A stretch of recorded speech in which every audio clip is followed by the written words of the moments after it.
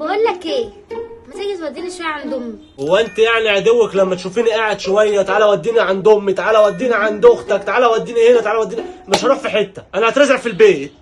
ده انا بقول لك وديني عند امي. امال لو زي الحريم يا اخويا اقول لك خرجني هنا وهنا هتعمل ايه؟ ها؟ اقول لك ايه، صوتك ما يعلاش بدل ما اقوم اديكي بالجزمه. اها. تعمل ايه؟ ايه؟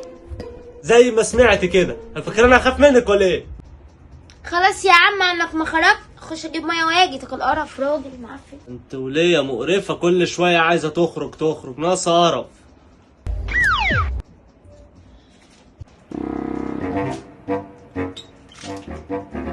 هو راح فين ده؟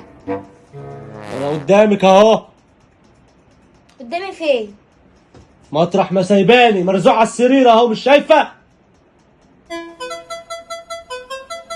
مفيش حاجه على السرير، انت فين؟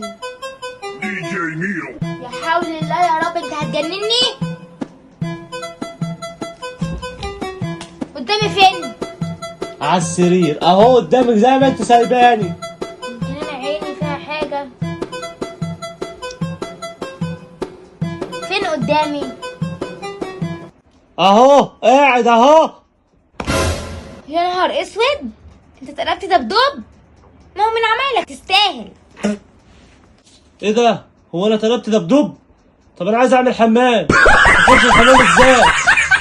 خدي عايز اخش الحمام. طلبت دبدوب؟ ماشي.